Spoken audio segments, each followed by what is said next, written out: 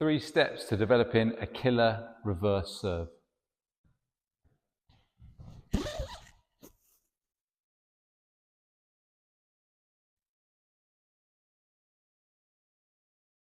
The reverse pendulum serve is always a sought after technique, but it's always been a technique that's been quite tricky for many to develop.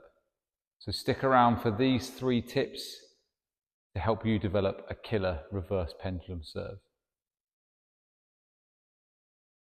So the first tip is going to be around the grip and the importance of it. It's often overlooked, and if it's not quite right or corrected early on, then it can really limit the serve's potential. So for example, if I use a pendulum grip with my finger low, my thumb in the middle of the racket this side, then when I try and go into my pendulum serve, I'm a little bit limited as to how far I can move. The handle goes into my wrist. If I try to get this desired effect, I'm really having to put a lot of strain on my shoulder and elbow to create this sort of shape. Okay, so that's quite the limiting factor. And often what will happen with this sort of grip is the serve will start from this position and then it just tends to move out to the side. And if it's just moving out to the side, then it can often limit the options that we've got available in terms of producing different spins, different variations, and also maximizing the amount of spin that we can get. So it's important to get the grip correct. So what I try to do with this is, first of all, take my thumb from the center, move it a little bit more to the side, and then from this side, rather than having my fingers low to the handle, I try to move them a little bit further up here, and then I'll often have my second finger here too. But you can see my fingers are a little bit more on the side of the bat here. So by moving fingers here and thumb here, this now allows me to really get this handle over the top of my wrist without too much strain on my shoulder and my elbow. Now, it's quite an unnatural movement anyway, but this makes it a lot more natural, a lot easier to be able to work through the technique. And now I'm in this position here, I'm able to get this bat underneath my shoulder, and I'm able to strike the ball in this phase of the serve, rather than starting from here and contacting it on the way out.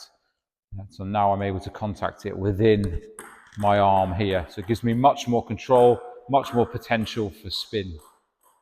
So first of all, make sure you're adapting that grip so that you're able to deliver the technique in a comfortable way. Really, really important that you find a grip that you can change back into. So once you've served, you're ready for the rally. There's no point in us having a grip that feels really good for the serve, and then we either can't do it or we're having to use this free hand to try and help us get back into a playing grip.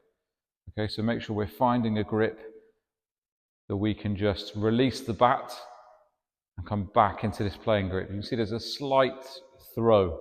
So from here, a small release with the hand, and then I'm able to grab the handle. If I'm from here, then it's too far. I'm going to drop the bat, I'm going to make a mistake. So make sure you're able to change back in to your playing grip. Tip number 2 is making sure that we get the direction of the technique correct. The real common errors that I see with this is that we want to go across the ball, and often the bat starts in front of the body and people pull across. Yes, you can get a side spin like this, and you can get the ball on like that as well, but you often don't get the potency in the spin. And what's missing from that is that forward trajectory. So if you're starting in front of your body, you're already limited. It's going to be tricky to push that ball forward.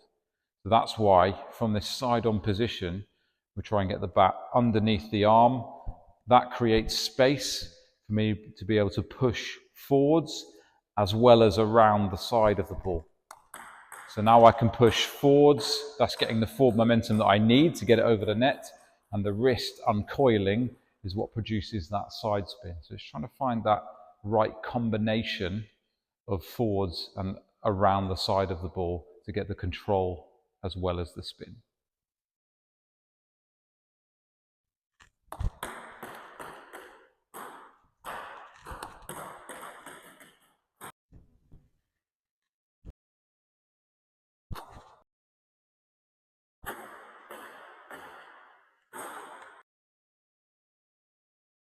And tip number 3, one of the most important things that we can do is a combination of acceleration and brushing the ball. If we don't have those parts, regardless of what we do before that, we're not going to be able to produce any spin with our reverse pendulum. So can we get a nice light brush on the ball where we're skimming and we're hearing that snick on the ball, that little snick that is confirmation that we've made that nice thin contact. We're getting that quick rotation compared to that thick, dull sound on the bat. We're not creating any effect there. Yes, we really need to focus on that brushing contact for all serves when we're trying to create spin. What can enhance that is how quickly that action moves through that brushing contact, and then we really start to capitalize on the amount of spin that we get. Often when we're working on a complex technique like this, is that we're so focused on the technique that we end up just moving through it and we don't get any effect. We're just so focused on what needs to happen, where the elbow needs to be, what needs to happen with the wrist. Now there's a time for that where you need to think about those things and allow time for that to become consistent and comfortable. But this is the final tip. Once that becomes comfortable, you have to add in that acceleration along with the brushing of the ball. That in itself will induce mistakes, 100%, because when we're accelerating, the ball's going to fly further forward than it did before. We're going to hit the ball in the net. We might hit it too powerfully. It might go too long. There's going to be errors. The crucial thing when errors happen is that we don't lose the acceleration. So if you then resort to slowing down again to get the ball on, we're not producing any spin. So if you make mistakes, fine, keep the acceleration.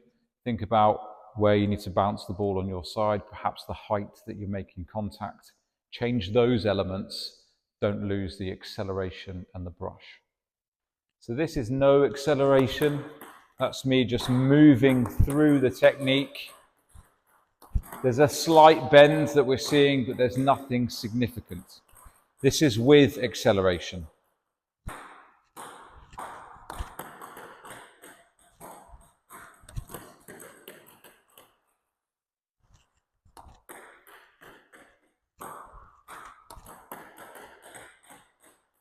And now we're seeing something completely different. We're seeing a much sharper turn on the table, a much bigger effect.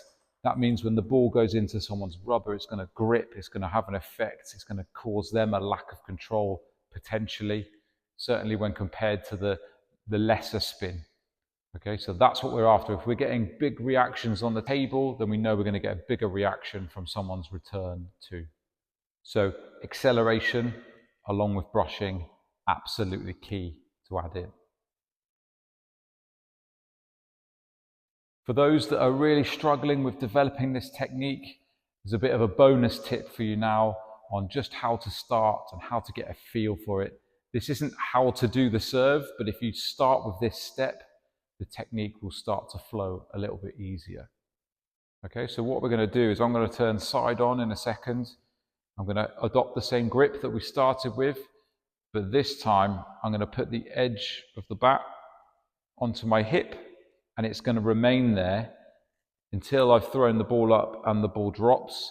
And once the ball is dropped, then I'm going to release my hand. Okay, the reason this is sometimes a handy thing to do is that when people serve, they might start like this, and then as they throw the ball, the racket comes out, and then they often run out of time to get back into this position.